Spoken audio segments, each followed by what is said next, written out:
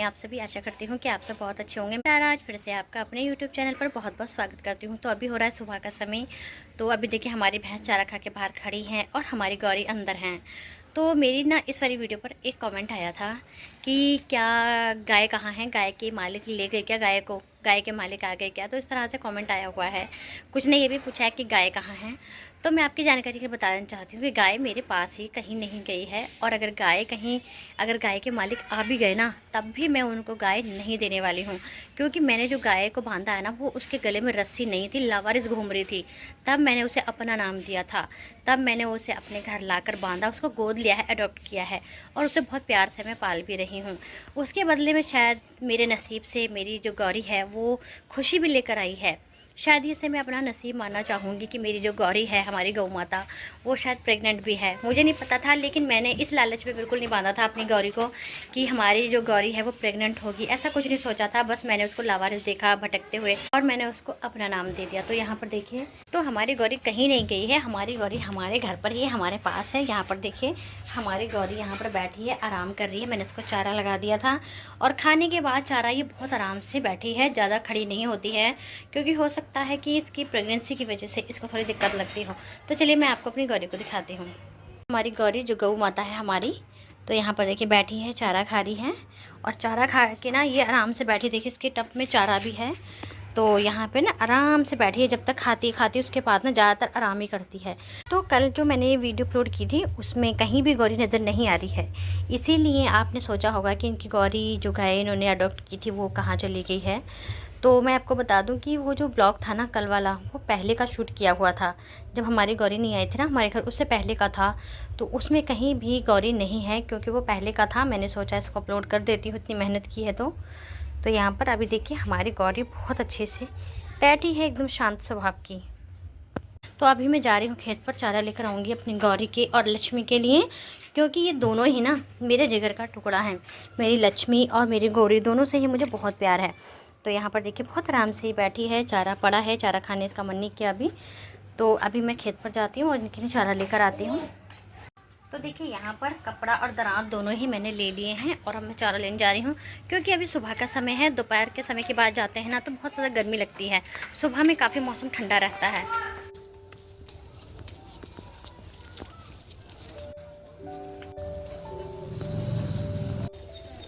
तो गाइस देखिए मैं अपने खेत पर आ चुकी हूँ चारा लेने के लिए, और पहले इसको रस्सी को खोल रही हूँ।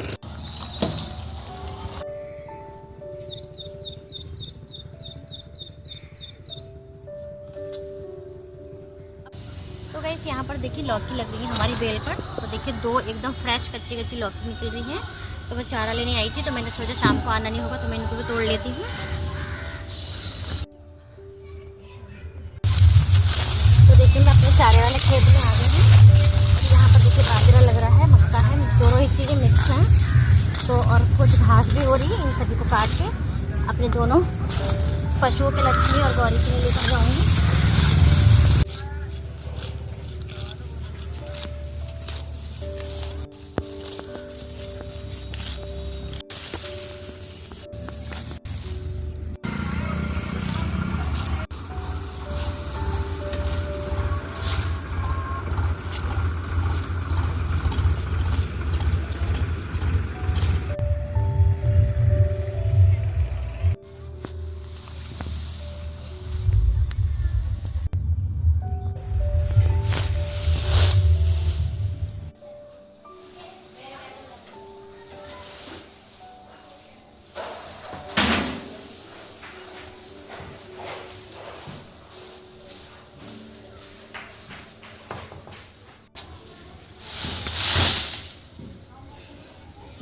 तो गाइस देखिए अभी सुबह का समय है, तो अभी ज़्यादा धूप नहीं आई है, मैं चारा लेकर आ चुकी हूँ।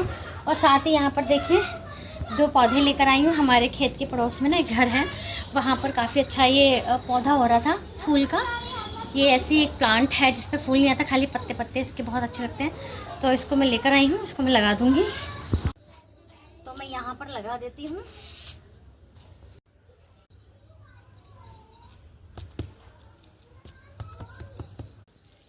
तो इसमें मैंने पानी डाल दिया है। चारा काटते समय देखिए मेरी उंगली भी कट गई है, यहाँ पर आप देख सकते हैं ये वाली उंगली है, ये कट गई है, देखिए इसका जो मांस है ये यहाँ से कट गया है, तो काफ़ी तेज़ इसमें खून भी निकला और दर्द भी हुआ था। चारा काटते हैं ना तो हल्की फुल्की चोटें तो लगती रहती हैं।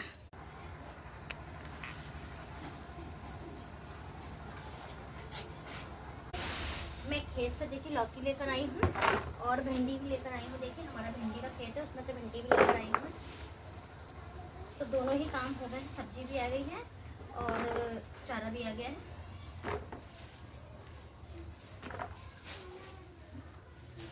तो गाइस अब हम चारा काटेंगे, यानी कि चारे की जो हरा चारा उसकी कुट्टी काटने वाले हैं।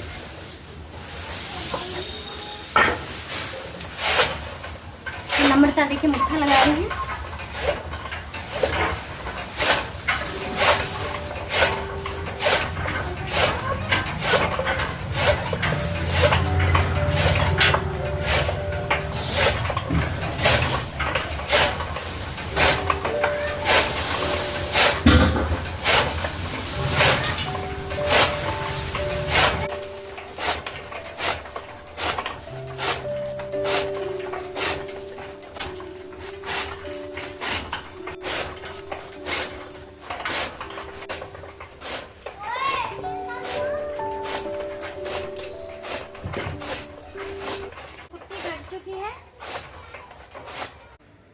अभी देखिए धूप होने लगी है और जो चारे का काम था वो सारा हो चुका है।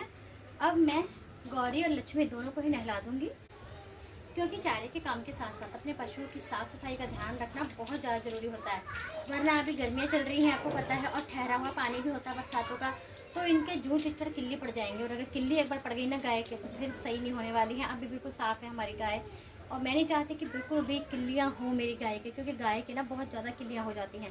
भैंसों के कम होती है, लेकिन भैंसों के लवारों के बहुत ज़्यादा होती है, लेकिन गायों के तो लवारे हों चाहे गाय हों उनके बहुत ज़्यादा होती हैं। तो अभी मैं जल्दी से इन दोनों को नहला देती हूँ, क्योंकि बहुत ज़्यादा गर्मी हो रही है। अभी मैं चारा लेकर आई हूँ तो हालत ख़राब हो रही है गर्मी में, तो जल्दी से हम इनको नहलाते हैं।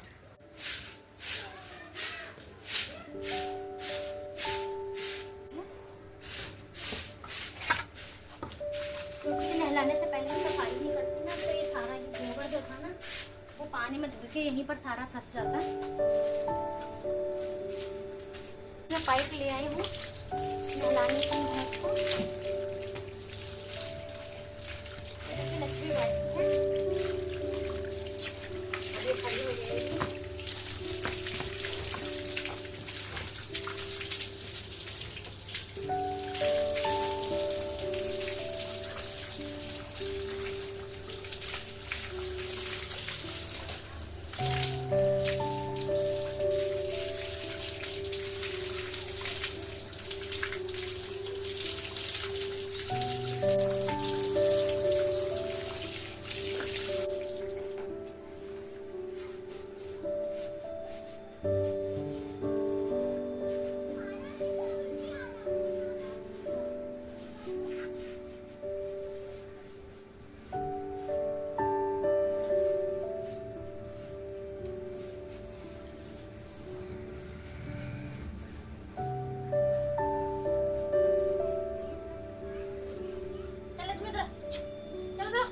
इसको रगड़ रही हूँ अच्छे से, ताकि इसके ऊपर जो गंदगी इसका मैल है वो सारा छूट जाए। उसके बाद इसमें पानी मार दूंगी। अब मैं इसको पानी मार दूंगी। कितनी गंदगी निकल रही है इसके शरीर से।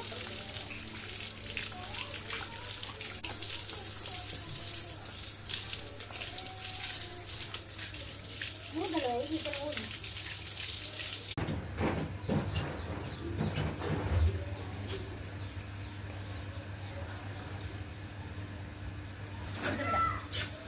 वो जल्दी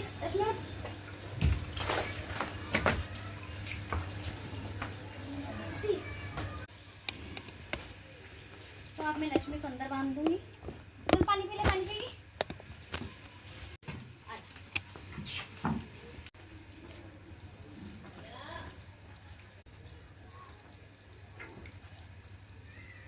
तो अब मैं गौरी को भी नहलाऊंगी। आजा बेटा बाहर।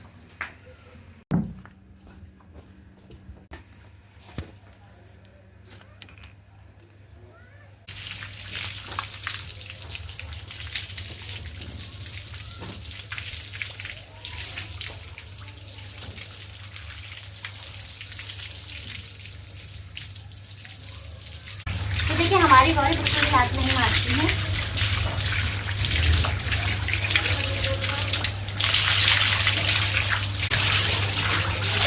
तो गाइस आपने ज़्यादातर देखा होगा कि जो गाय होती है वो ज़्यादातर लातें मारती हैं।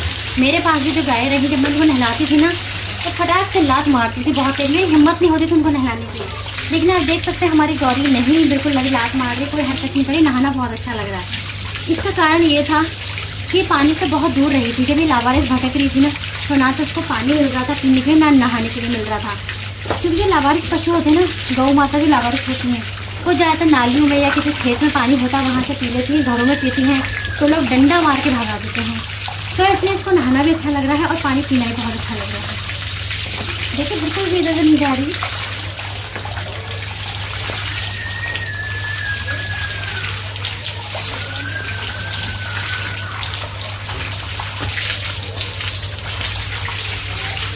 और देखिए मैं इसके नीचे भी हाथ लगा रही हूँ, देखिए ये देखिए बिल्कुल भी कुछ नहीं कह रही, बहुत अच्छा लग रहा है इसको नहाना।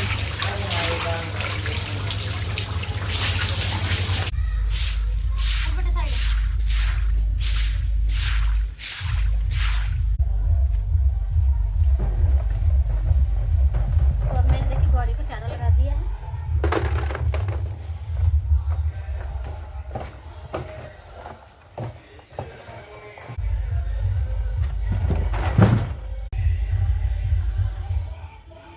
तो देखिए मैंने अपने दोनों ही पशुओं को, गौरी लक्ष्मी दोनों को नहला दिया है और गौरी को मैंने बाहर चारा लगा दिया है, क्योंकि हमारी लक्ष्मी ने जो ड्राम में चारा छोड़ा था तो उसमें मैंने सांदी लगाई थी सुबह, तो उसमें मैंने और मिलाकर अपनी गौरी को डाल दिया। गौरी खा रही है। अब जब वो खा लेगी ना उसके बाद में दूसरे ड्राम में इसको रखूंगी, क्योंकि अभी ड्राम एक है, दूसरे ड्राम में मैंने पानी भर रखा है, क्योंकि पानी की बहुत जरूरत होती है। हमारे पैर गंदे हो जाते हैं, हम यहीं पर धो लेते हैं, टब को धो लेते हैं, जो गोबर वाली परात होती है इनको पिलाने के लिए, सब जो काम पानी है ना मैं वो ड्राम में भर देती हूँ। तो हमारे पास सिर्फ 2 ड्राम है, दोनों के ही दोनों घिरे हुए हैं, एक लक्ष्मी के चारे खाने के लिए और एक पानी में। हमें एक ड्राम और मंगाऊंगी जिसमें मैं अपनी गौरी को भी इसके साथ डाल दिया करूंगी। तो अभी एक ड्राम है, तो पहले गौरी खा लेगी, उसके बाद फिर मैं लक्ष्मी को डाल दूंगी। गौरी ने चारा खा लिया है और जो बच गया था ना वो देखिए मैंने उस परात में भर के रख दिया है, और लक्ष्मी के लिए भी मैंने इस ड्राम के अंदर चारा डाल दिया है। तो मैं ज़्यादा चारा नहीं डाल रही हूँ, क्योंकि ये ना दोनों ही ख़राब कर रही हैं चारा, बहुत कम खा रही हैं, नाक चढ़ा चढ़ा खा रही हैं। तो इसलिए ना मैं इनको थोड़ा थोड़ा डालती हूँ, ताज़ी डालती हूँ। ये चारा थोड़ा थोड़ा कई बार डल जाए कोई बात नहीं, लेकिन ख़राब नहीं होना चाहिए। अब भैंस भी कम खाती है और गाय भी कम खा रही है, ज़्यादा नहीं खा रही, मैंने नोटिस किया है उसको भी। तो देखिए मैंने यहाँ पर भैंस को लगा दिया है चारा, अभी बैठी है, इसका खाने का मूड नहीं है। इसने देखिए मैं ज़्यादा नहीं, सिर्फ 2 पराते ही चारा डाला है इसमें। तो देखिए जब हम अपने घर पर पशु पालते हैं तो उनकी सारी जिम्मेदारी पशुपालक के ऊपर होती है, हमारे खुद के ऊपर होती है उनका रहना सहना, उनके चारे की सारी व्यवस्था करना, साफ़ सफाई की। तो आप देख सकते हैं पहले मेरे पास एक पशु था लक्ष्मी, जो मेरी भैंस थी। अभी मेरी फैमिली जो एनिमल्स फैमिली वो बढ़ चुकी है। अभी देखिए यहाँ पर मेरी गौरी भी आ चुकी है, तो गौरी का मुझे अच्छे से ध्यान रखना होता है। तो जैसे कि मेरे पास कमेंट आया था ना कि क्या गाय के मालिक आ गए हैं, तो मैं आपसे बताना चाहती हूँ कि अगर कभी गाय के मालिक आ भी गए तो मैं उनके उल्टे पाँव भगा दूँगी, क्योंकि मैं उनको बिल्कुल भी अपने गाय के पास नहीं आने दूँगी। क्योंकि जिस पशुपालक ने अपनी गाय का दूध पीकर उसे भटकने के लिए सड़कों पर छोड़ दिया, तो क्या उसका हक है, उसका अधिकार है दोबारा से उस गौ माता को पालने का, ले जाने का?